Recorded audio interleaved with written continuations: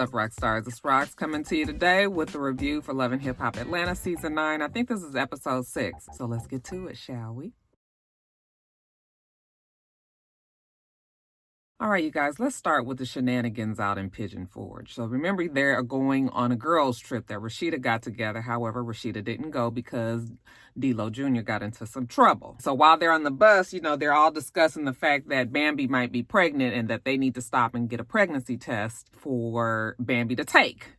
Now, tell me, what store exactly did they stop at? I was like, if this don't look like some shit that they'd have put together, put some few products on the shelves and say that they had some damn pregnancy test up in there. I mean, they had a whole bunch of candy and like snacks and stuff. Why would they have a pregnancy test there? I guess they wanted us to think that it was a convenience store. I was just like, Mona, bitch. Can y'all put these on the shelf for us so that we can come and get them real fast? I was just like, okay. I mean, I'm gonna play along. The long bus ride has made Bambi not feel all that well. She's not really up on taking a pregnancy test. So all the girls, in the spirit of the girlhood that we're experiencing now, we're all gonna take a pregnancy test. That's right, even old ass Mimi and Carly gonna take a pregnancy test. Okay, it's the spirit of girlhood. I said sisterhood, child, girlhood. What is girlhood? See what happens when you be home and you ain't working your brain like you used to. Anyways, when they get there, Shekinah's already there. Okay, it took y'all so long to get here. Hey, girls. Okay, Spice is still funky with Shekinah. We not really sure why, but we find out why. And it is not a reason for you to be this kind of mad. Spice tells us that Shekinah was going to help her get a house out here in Atlanta. Now, I don't know if I don't know anything else, is everybody out here is a fucking real estate agent or a producer. So I don't understand why she couldn't find anybody on her own, but maybe because Shekinah is familiar with Atlanta. I mean, I get that part, but she says that Shekinah was kind of curving her and playing her to the left every time that she tried to get in touch with her so that she can go look at some houses. So she's mad at Shekinah about that. But she tells us that. She don't tell the girls that there. She just a pouting and a mad and rolling her eyes and not having much, patience for Shekinah. So Shekinah tells everybody in the house why Spice is tripping. But she was like, Spice is never here longer than a week. So, she can't never get nothing together because of Spice's in and out. Spice said, that still don't make no difference. You still should be doing it whenever I come in town. Then Spice even takes it even further and said, you just be avoiding me every time I come into town. I guess she was also supposed to go to Jamaica to visit Spice for her birthday, and Shekinah didn't go to that. Okay. So now Spice said, I don't want to be your friend anymore. And they've been reduced to 4th graders. I was like, I don't want to be your friend no more. Shekinah was like, oh, hell no. Child, it was the silliest foolishness ever. Now, it was so much confusion in that house because we got Spice and Shekinah fighting. We got Carly there. We got Bambi, the fact that she might be pregnant and trying to take this pregnancy test. We got Sierra there. It's Mimi. It's just like a lot of confusion in the house, right? But Spice is mad. Mimi was like, I promised to take you to Magic City and I didn't. And Spice was like, yeah, fuck you too. I'm not playing Mimi. Spice is mad at Mimi and Shekinah, but more so Shekinah than anybody. So we're going to take this test. Now, who could be pregnant? Carly says she can't be pregnant because she ain't been having sex. She's going through a divorce. I said, and you 48 fucking years old. That might be a little bit of it too. But if you don't want to mention it, then I guess I won't either. The girls all take their sticks. And they are all to pee on their sticks, okay? Don't write your name on there. Put some sort of symbol on there so that you'll know which one is yours. But we've got Bambi, Sierra, Spice, Carly, Mimi, and Shekinah. They all take their test, okay? Go pee on the stick. And then, of course, when Bambi brings the tray back, who should be pregnant but Bambi and Sierra? I said, of course Sierra would be pregnant. Why wouldn't she? Okay. She's had everything happen to her in the matter of a few episodes. I mean, this is just par for the course, right? Of course, she starts up with them damn duck lips. It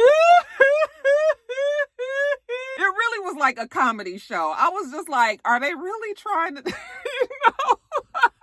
You know, of course, some of them was just like, oh, don't cry. But the rest of them was laughing. And I was just like, Sierra is really putting it all, you guys. Them acting chops, she was putting it to work. But like I said, Bambi is also pregnant, who doesn't really even seem all that surprised. But I guess this is the way that they're going to break it to us on the show. So fine. Now, Sierra is very upset. Like, she can't be pregnant right now. You know, I said, girl, I know. And then with that dumbass BK, like... shit. I mean, unless you been fucking on Shooter, but that ain't really too good either. So I was just like, oh God, girl, are you really pregnant? So she's just all out of sorts, okay? And they all are laughing kind of under their breath, but you know, she's just like, between her and Carly's lips, I was like, child, we just gonna float away if they get close enough to a damn river. Anyway, after they let her stress herself out for a little while, Bambi tells her, okay, no, you're not really pregnant. I peed on 2 sticks. I peed on your stick and my stick, you know, so you're not pregnant. Oh, thank God. Dodged the bullet there, you know, and she tells everybody, they don't understand, you know, she can't get pregnant right now. You know, she's only 30. She had her first child at 15 years old. You know, she been raising, yeah, so I was just like, yeah, this probably ain't the time. You know, she trying to build her empire and whatnot. So we find Sierra has not added another tragedy. Well, no baby is a tragedy, they say. So Sierra has not added another complication to her life. How's that? Now, the next morning, the girls are all, you know, making contact with their family back home. Mimi calls Eva. We are going indoor snow tubing today. Sierra calls her daughter, you know, talking about how she got to do the right thing so that she can graduate. Bambi checks on young Merlot to make sure him and the baby, and looks like he has E-Money there to help him out, you know, just make sure that they okay. And the rest of the girls are in the kitchen cooking. Now, this is where all of the confusion and just a whole bunch gets going. Now, they're cooking breakfast in there. Shekinah is Carly is Sierra. They start talking about relationships, and Shekinah starts talking about the abusive relationships that she's been in. That's the reason why she doesn't date anybody. Now, we have seen on social media outside of the show, Shekinah, at least in one relationship, remember all that drama that she was having with that one guy who she caught on video, and he was choking her out and all of that stuff, and had them beat her up and came to her shop, and remember all of that was going on. So yeah, we do have at least one documented case where Shekinah, you know, was getting beat up by her boyfriend, but she says this happened in 2 relationships, and that's why she didn't get it. But you guys, the conversation just got so elevated and heated immediately, and it's a very serious topic. It was strange for me for them to put it in the middle of this shenanigan-filled ski trip. Granted, maybe it just happened that way. You know, they were talking and, you know, it just got serious for a second there. But when Spice joined in and started talking about her relationship with her baby's father and how she hasn't talked to him, and then she started yelling and screaming, and then she kind of was yelling and screaming, and I was just like... I was confused because I was like, are we having a comedy show, or are we serious here? Are we fighting? Are we friends? You know, is this just a moment where these two are connecting? Like, I don't know. I can't put it in the words like how the whole scene made me feel, because it still felt like the girls were kind of in the background laughing a little bit, not laughing at what they were saying, but just, you know, it was just a whole lot going on. It was a whole lot going on. Because just a few minutes ago, you know, Carly was saying that she kind of talked too much and that she needed to put a dick in her mouth. That's the only way that she can keep her mouth shut. So she goes and gets a dildo and chases Shekinah around. And it was just... honestly, it was way too much going on in that scene, because I was like, if you want me to be feeling, you know, some kind of empathy or sympathy for these 2 women, then I didn't just need 2 minutes before somebody chasing around with a fucking clear dildo, you know? So I was just like, oh, okay. Hey, listen, I hate that Spice and Shekinah went through that. Sierra said this is a girls fix it weekend. Okay, so that's why I thought maybe they'd be okay. But no. So they go indoor snow tubing, and yeah, it was fun. You know, it looked like they was having a good time. There was no snow outside, like I said, but you know, there's some, I guess, different places out there that have like snow indoors, and you can go and have yourself a good time. So the girls all get on, and it's high hijinks, okay? It's good times, it's laughter, it's all of that. They go on the big slope, okay? And we're happy that nobody lost their wig. Mimi and Spice say they're going to go again. And then Sierra, Shekinah, and Bambi go off to the side and they're talking. Shekinah says that Carly is still coming for her and she just don't understand why. Even Spice, after their heart-to-heart, she still comes for her too. And she tells us in the confessionals that her and Spice have a real friendship. So she's really hurt that this is all going on. Something about Shekinah's, just her demeanor. It's hard to take her seriously all the time. Like, you know, she just talks real fast and she's real, you know, Swats field accent, and she's just she's a lot. Sierra says, well, we grown-ass women, it don't make no sense that we fighting like this. Bambi, when all the girls get back together, Bambi says, you know what, to get all our aggressions out with each other, we need to have a snowball fight. Mimi's all for it. Oh yeah, she's getting in this snowball fight. What aggressions you got, Mimi? Mimi's life is going just fine, girl. Why you even there? Shit. I guess she was like, I'm gonna get this good girl ski trip, you know, for free on Mona's tab like everybody else. Shit. So they go on and have their snowball fights again. More hijinks. Now, back in Atlanta, first of all, that conversation that Karen King, KK, had with Cheyenne and Shona Scrappy. Okay. KK then blew it out the water and said that Shooter and Cheyenne was seeing each other. You know, of course, Show Enough Scrap was like, what? Like, how is it that you guys are seeing each other? Ain't nobody said nothing to me, you know? And of course, Baby Sis was like, yeah, it just didn't seem like it was time for me to say anything. You know, I was going to tell you on my own time. You know, it ain't right that KK is trying to blow me out like this. And then when Show Enough Scrap find out that it's been 2 years, he was like, well, you guys were seeing each other before I even met him. Like, that's all the more reason why wouldn't you guys tell me? So now he a little ticked off with Shy, but he's also very mad at Shooter because, damn it, we supposed to be breaking bread and getting money together. And you mean to tell me you can't even tell me something as simple as this? He ain't really feeling Shooter right now. He just can't understand what's the purpose of sneaking around. Well, why do niggas usually sneak, Show Enough Scrap? Even if you all on the straight and narrow now, I'm sure you remember why you wouldn't tell people things, right? Now, later on, we see young Jock. He got all the fellas, since all the ladies are in Pigeon Forge, you know, on the girl trip. This is a perfect time to get all the men's together so that they can, you know, figure out what they're going to be wearing to young Jock's wedding. All right. It's interesting how he talks about the fiance so much this season, but we don't really see her that much this season. So I don't know what that's about. Everybody is trying to get sharp for the wedding and pick out their outfits, I guess, in this tuxedo shop or whatever. And they ask Jock how the wedding plans are going. Jock say he feel like he's losing control of everything. That, you know, his fiance is very controlling and, you know, she done pretty much took over everything. So he don't feel like he has any really say in anything when it comes to this here wedding. He's still upset about the vasectomy, you know, and then of course we got young Merlot. He's saying how he just can't understand how she would do that to Jock. It's very simple to us. She don't want to have no kids with this man that got 15 damn kids. I mean, not 15, but I'm putting 20 on 10, but he got somewhere close to 15. He closer to 15 than the one. I don't think that she don't necessarily want to have any kids in the future. She just knows she ain't trying to have none with Jock. Like somebody said in my comments, she's the type of girl that'll break up with Jock and get with somebody else and get pregnant like that. We got old girl's number 2. Scrappy was just like, he can't even imagine Bambi doing something like this because, you know, he making beautiful kids right here. So they still talking. You know, Scrappy asked him if they heard about Rashida and D-Lo, you know, and D-Lo Jr. getting in trouble. You know, they feel bad about that. Sure enough, Scrap walks in. Hey, you know, what's up, bruh? You know, going and giving everybody hugs and daps and all of that. Shooter's there. So, yeah, remember, sure enough, Scrap got this bone to pick, right? While he coming in and greeting everybody, they still pressing Jock and trying to figure out if he gonna have strippers at his bachelor party. Well, you guys know Jock is supposedly a changed man. But I mean, I think that men should be able to have strippers at their bachelor party if they want to. I mean, can you just exercise a fucking control? Just because they there don't mean you supposed to do shit with them, you know? So he don't want to say on camera if he's gonna have these strippers or not, because then he's gonna have to deal with his girl when he gets back home. So he just left that up in the air. So yeah, I guess everybody gets their clothes together, know what they gonna get for the wedding.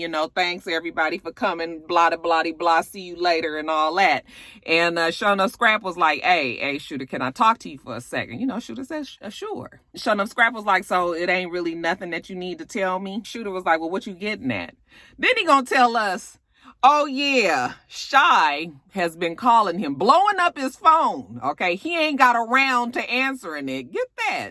Nigga, if somebody is blowing up your phone, it usually means it's an emergency, right? This is how much he thinks about Shy. I don't even know why he's fooling with that girl. He already has made it clear that he ain't even feeling her like that. I said, Shooter is a classic fuck nigga. Okay? This nigga wanted to be on the show. You couldn't tell me that he cared about Kiyomi or Cheyenne, if you ask me. He ain't got around to answering the call, but now he realizes what it was about. And sure enough, Scrappy was just like, so why wouldn't you tell me that you were seeing my sister? We trying to have a business together. I got to be able to trust you, that you gonna even communicate the simplest of things. I mean, this ain't even shit worth lying about. Shooter said, yeah, he knows he was gonna say something, but then he puts it on Shy and say that she was the one that was saying that she didn't want to let him know. But we was seeing each other before you and I was rocking. And then Shona Scrap was like, but we rocking now. And not only are we rocking, but we investing fucking money together. Okay, so if you gonna not tell me something about this, then what else are you not telling me? Like, I don't even feel like I can trust you. You ain't really truthful with what's going on with you. So yeah, I guess this is where Show Enough Scrap and Shooter calls it quits. And so later on, we see him over at Kiyomi's house. She's making spaghetti. Some old ghetto ass shit with ketchup and sugar. And who puts that in their spaghetti? Y'all motherfuckers in y'all struggle meals. As they're talking, he's telling her about Sierra and Carly being on a trip together. And she was just like, yeah, I don't know if that's a good idea. Carly took me around Sierra and it was a whole bunch of stress between the two of them. Not only that, but who is this bitch Spice? Do you know her? Shooter was like, oh, I done seen her around or whatever. Okay, she don't appreciate the way that Spice was trying to get at her. These bitches don't know me, but I'm the HBIC. I said, girl, you not the HBIC, because if you was, you would have been on a trip with all of the names on the show in the girl trip. Okay, you sitting here with this stupid ass nigga Shooter, and you just going on and on about how you just the HBIC and nobody is gonna disrespect you, and everybody gonna know you. And girl, don't nobody know who you are. We know you as the girl that got into the fight with Bow Wow, and that is pretty much it. Now, she ain't said none of this when she was meeting all them girls. She waited till she was in the confessional with us. I go off, sis. Shit. Anyway, he tells her about Shona Scrap being mad at him about, seeing Shy. Now, evidently, these two have an open relationship. Okay. I think open relationships only mean when you are married. Okay. When you just dating somebody and you just fucking each other and you seeing other people. Like, this ain't really no real relationship if you still out there like that. The fact that he tells her that he's seeing Shy, he run over there, through Shawty every now and then, but he was feeling Kiyomi the most. Yeah, he ain't feeling neither one of them, you ask me. This nigga just wanted to be on the show. You could have did something with Sierra if it was that serious. But it didn't seem like Kiyomi was seeing other people, I just was listening to this whole conversation like, oh, cute girl too, and just wasting her time with this fool. I don't want nobody disrespecting me, girl. You disrespecting yourself.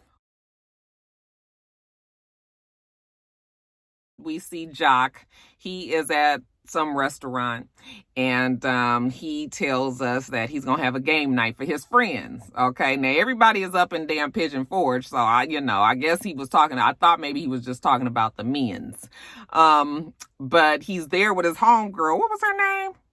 Anita. Okay, he said him and Anita was like this back in the day, but he stopped all that when him and his girl got together. So I wasn't really sure if that meant that them two was hooking up and was seeing each other like that. But there's some haze around this relationship with this Anita girl. But he said this is his girl. She always come through in a pinch. Like, anytime he needs something, she there, all of this. She the one that got together this game night for him and his friends. One of the friends that he's talking about is Show Enough Scrap and baby sis Shy. You know, Show Enough Scrap is still feeling some kind of way about Shooter, but, you know, he want to have a good time and, you know, he still care about his sister. So they there and they gonna have a good ass time. So they start playing cards. I guess this is game night. Child, it was real struggly. It was just Jock and Anita and Show Enough Scrap and Shy. Child, they had these little communion shot glasses up there. I said, what we supposed to do with these little ass things here? Mona couldn't even splurge on some full-size shot glasses. Whoever's single, take a shot. Well, it ain't nobody damn there but them. So, you know, Show Enough Scrap takes a shot. I think Anita takes a shot.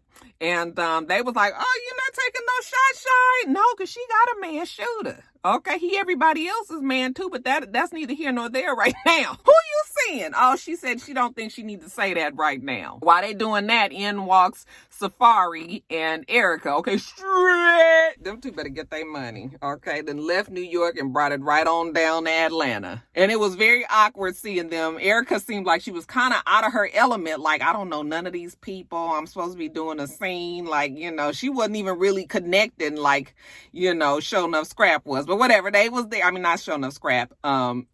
Safari was.